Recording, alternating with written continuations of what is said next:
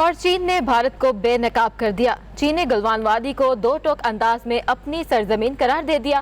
ترجمان چینی وزارت خارجہ کا کہنا ہے گلوان وادی لائن آف ایکچوئل کنٹرول پر چین کی حدود میں ہے۔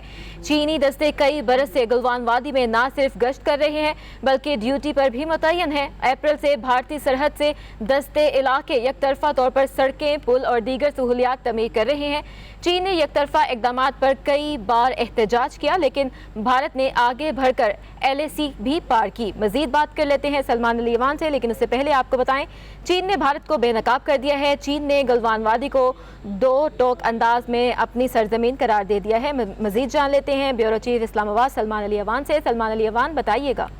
جی بالکل، چین نے بھارت کا تمام سر جھوٹا پروپیگنڈا مسترد کر دیا ہے اور چین نے بھارت کو ایک طرح سے پوری دنیا کے سامنے بے نقاب کر دیا ہے۔ چینی وزارت خارجہ کے ترجمان یاؤ لی جان کی جانب سے 8 ٹویٹس کی گئی ہیں اور ان ٹویٹس کے اندر جو ہے پوری ٹائم لائن کے ساتھ بتایا گیا ہے کہ کس طرح سے بھارت نے علاقے میں کشیدگی پھیلانے کی کوشش کی اور کس طرح سے اپریل کے مہینے سے بھارت جو ہے اس علاقے کے اندر مسلسل شرارت کی کوشش جو ہے وہ کرتا چلا آ رہا تھا، جس کا نتیجہ بالآخر ایک خون جھڑپ کی شکل میں نکلا اور بھارت کو بڑے پیمانے پر جانی نقصان اٹھانا پڑا۔ چین کے جو ترجمان ہیں انہوں نے واضح کیا ہے، دو ٹوک الفاظ کے اندر کہا ہے کہ گلوان کی وادی جو ہے ہمیشہ سے چین کا حصہ تھی اور رہے گی۔ اس کے ساتھ انہوں نے بتایا کہ چینی دستے کئی برس اس وادی کے اندر نہ صرف گشت کر رہے ہیں بلکہ ان کی باضابطہ طور پر ڈیوٹیز جو ہیں وہ بھی لگائی جاتی ہیں، لیکن اپریل کے منتھ سے دیکھا گیا کہ بھارت کے جو سرحدی دستے ہیں وہ علاقے میں خلاف ورزیاں کرتے ہوئے یک طرفہ طور پر سڑکیں، پل اور دیگر سہولیات تعمیر کرنے کی کوشش کر رہے تھے۔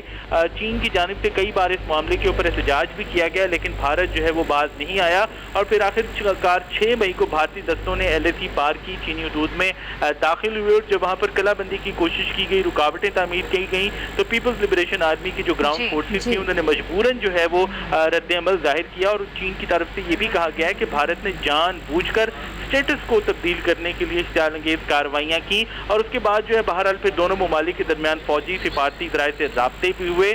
چین کے مطالبت پہ بھارت نہ صرف LAC پار کرنے والے دستوں کو واپس بلانے کے لیے تیار ہوا بلکہ اس نے تعمیرات بھی مسمار کی۔ 6 جون کو بہت شکریہ سلمان علی ایوان، آپ نے ہمیں اپڈیٹ کیا۔